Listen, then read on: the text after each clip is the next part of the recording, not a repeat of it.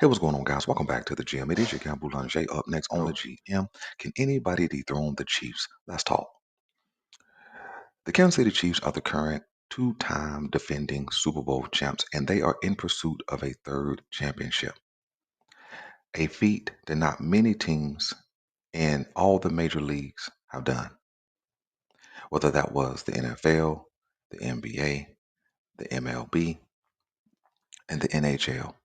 Not many teams can really say that they've ever had a three-peat. But the Chiefs are in pursuit of one this year. And so, can anybody spoil their plan? See, it was at the end of last season where the Chiefs had already begun to talk about, hey, going for the three-peat. They were already talking about it, already thinking about it. You know, most championship teams say, hey, we're just going to enjoy this one right now and we'll talk about next year. No, no, no, that's not what they said. They say, yeah, we want to go for the three-peat, which means they're not taking a season off. They're not resting on their laurels, so to speak. So the question is, who can disrupt what the Chiefs are in pursuit of? You see, the whole league is kind of like plotting and planning on how to get the jump on Pat Mahomes and the Chiefs. Forget that, man. Let's just go back over there. You probably still asleep. For real? Yeah, you breaking in, dog. You gonna be with me? I got you, man. Let's go.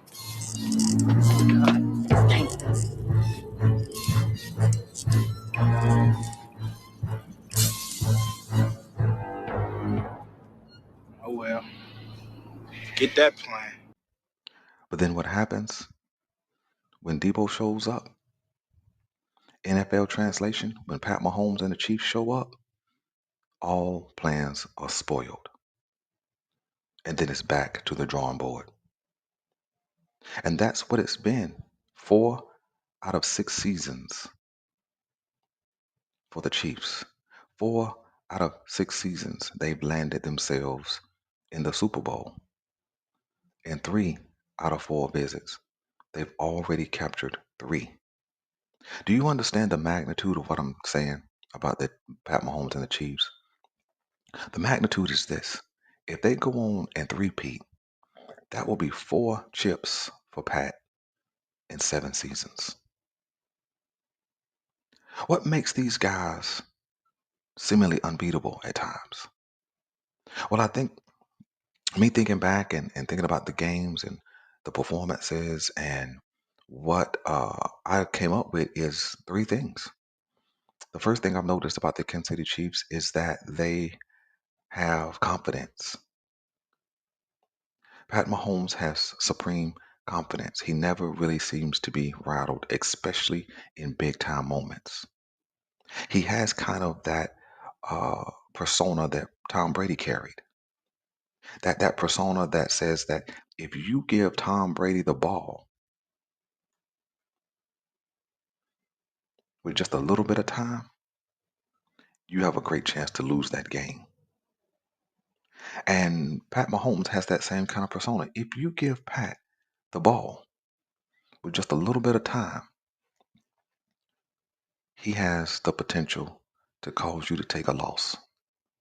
Ask Josh Allen. Ask Josh Allen and what Pat can do with just a little bit of time. So confidence is the first superpower. The second is execution.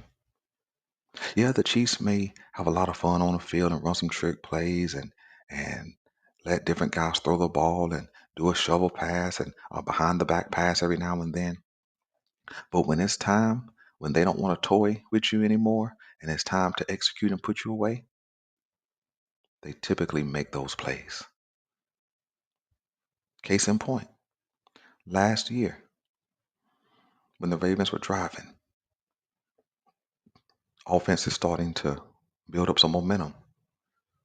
Here comes an outside linebacker around the edge, strip sack fumble, drives over. Lamar Jackson hits Zay Flowers, At the goal line, L'Jarius Sneed, strip sack, fumble. Excuse me, strip, fumble, turnover. Drive ends, 7 points off the board. Or when it's third and long and the Ravens could get a stop and get the ball back with a potential chance to tie the game. Pat Mahomes hits MVS down the field, 25, 30-yard pickup, game's over, seals the deal. Execution. And then the third superpower is that guy wearing red on the sideline. No, not the Kool-Aid man, but Andy Reid. Andy Reid is the best offensive mind ever to step onto the sidelines of a football field. When you watch what he does with his play design, his play calling, the timeliness of his plays, how he can plug whoever needs to be plugged in and they still make plays. Andy Reid is the best play caller, the best offensive mind I've seen, at least in my lifetime. That's the third superpower. And that's what is making this team unbeatable.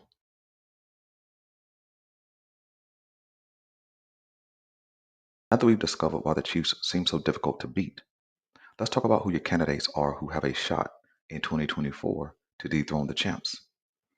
You may want to go with your typical candidates like Josh Allen and the Bills, or maybe you want to go with Joe Burrow and the Bengals. Maybe you want to throw in Tua and the Dolphins. Maybe you want to go with the newly added Aaron Rodgers and the Jets. What about the up and coming CJ Stroud and the Houston Texans? Or maybe you want to go with the most expected competition, Lamar Jackson and the Ravens. You see, no matter which team you're leaning towards being real competition to dethrone the Chiefs, you've had to have made the necessary adjustments. You see, because the Chiefs have taken their turn in sending most of these teams home, right? With Joe Burrow and the Bengals, kind of a sneak attack getting by the Chiefs several seasons ago. Josh Allen and the Bills, they know what it's like to go home by the hands of the Chiefs. The Miami Dolphins know what it's like to go home by the hands of the Chiefs. The Baltimore Ravens most recently know what it looks like to go home by way of the Chiefs. So who has a real shot? You see, you've seen the league kind of be shook. Come Debo. Who? Debo. I just tuck mine in.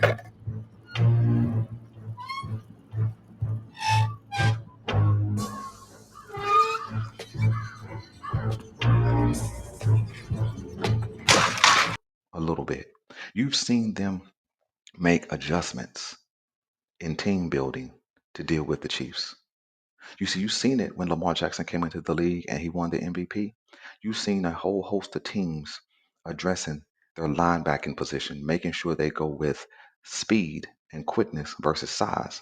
You saw that. You saw teams intentionally make sure they go get fast linebackers to deal with Lamar Jackson.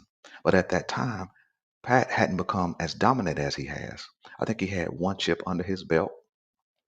But what you've seen lately, right? Over the last 3 seasons, what you've seen teams do is load up in their secondary, load up with good safety talent. Why? Because the Chiefs were a throwing team. But the Chiefs have the propensity to zig when you zag, to go left when you're going right, to go right when you're going left. What do I mean? Well, the Chiefs set the whole league up to build a secondary to make sure they can defend the pass. But what did the Chiefs do? They became a run team. See, nobody really talks about Isaiah Pacheco, but he's been the linchpin for how this offense can stay on schedule. See, even when the Chiefs had a less than stellar receiving corps, but we don't want to talk about that, as Baltimore Ravens fans, because we know what that's like. What did they do? They went and got a guy who could run downhill with some good power, some good strength, and almost make him 1,000-yard rusher. So when the whole league, specifically the AFC, was thinking pass, the Chiefs turned into a run team. Now, can they still pass? Absolutely. And so every offseason since Pat Mahomes jumped on the scene, since he began to debo the league, you see what other teams are doing. You see the quarterbacks, down in Florida, out in California, working with their receivers, trying to get a connection, trying to make sure the route concepts are right.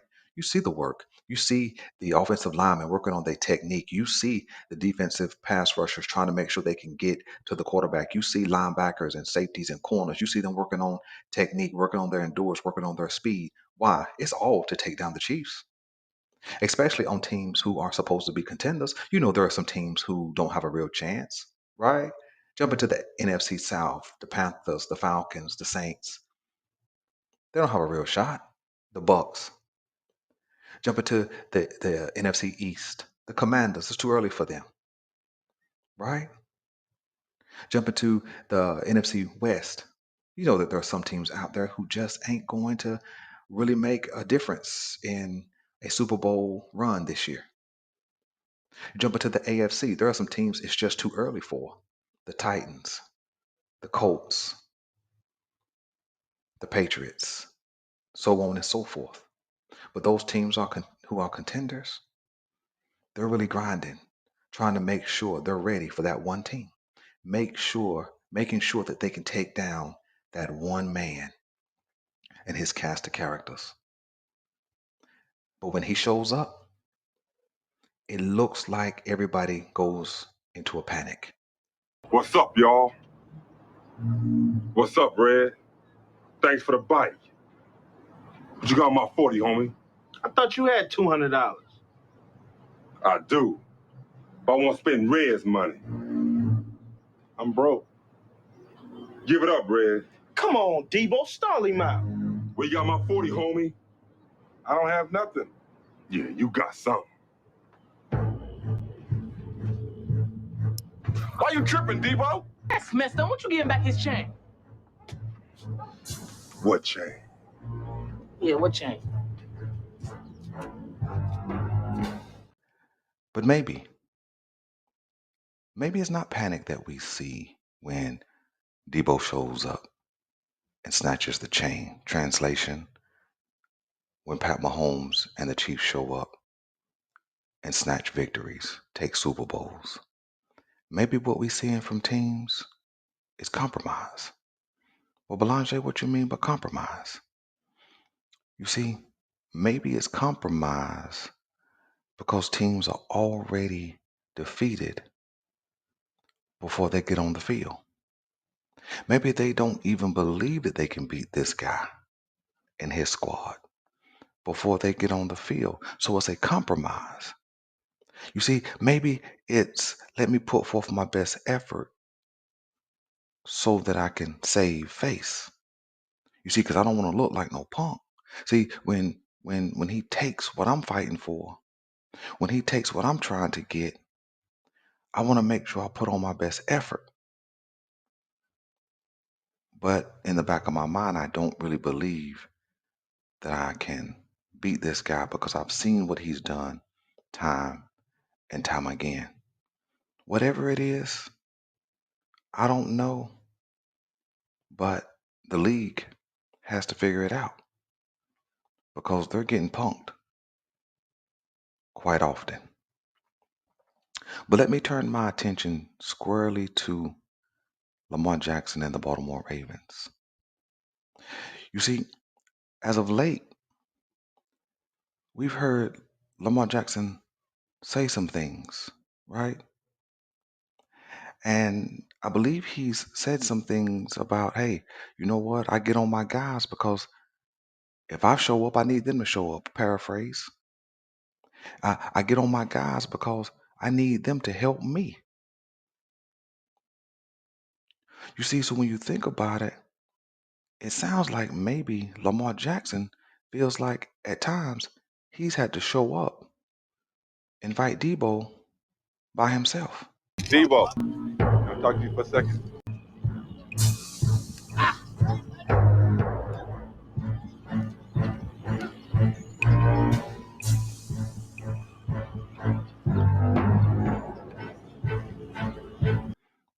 Yeah, Lamar Jackson, John Harbaugh, and the Ravens, they've been pulling up on Debo. They've been pulling up and facing off against Debo. But Lamar Jackson ends up getting out and having to face Debo by himself. He be looking around like, who gonna ride with me? Who got my back? You know what I'm saying? When I need some help, who gonna come and help me out? Didn't we just hear him say that? Didn't we just hear him talk about needing help? And that's why he get on his guys. But then what happens is when the Ravens get knocked off. Pop's tripping, man. You want me to ask for my bike back? You know I wouldn't trip. What bike? The beach cruiser. The one I let you use a couple of weeks ago. The one I've been asking you about. Oh, that bike. Hey, no, you wanted it back, homie. It's right here. Follow me, homie. Yeah, it's just like it's both ours. Just keep it down at my house. Cool. Lamar Jackson translation. Yo, Pat, man. Coach Harbaugh, man, he tripping, man. He told me to come over here and ask you if we could really compete with y'all, man. If y'all would let us get in on some of them Super Bowls too. Pat translation. You know, Lamar, man, you know you my guy, man. You know, this league, man, it's like both of ours, man. We both compete, man. We're building this league together. We're kind of like both the faces. I just been winning the Super Bowls lately.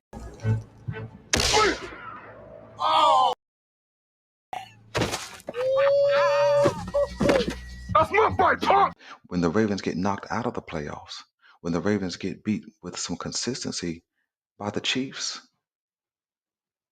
it's Lamar Jackson who gets the finger pointed at him. It's Lamar Jackson who takes the blame almost all by himself. You got knocked out. Isn't that what we saw in the AFC Championship? Right? No matter who around him did not make a play, it was only said that Lamar Jackson lost to the Chiefs. But we seen other guys not show up for him. We seen other guys not really have his back. Didn't we see that? And so the question is, if the Ravens are the real competition in the AFC for the Chiefs, if they're at the top of the charts of competitors who could knock the Chiefs off, then what are they going to have to do to claim a playoff win, an AFC championship win, and a Super Bowl win to take the crown from Pat Mahomes and the Chiefs? I'm your guy Boulanger. See you in part 2. I'm out.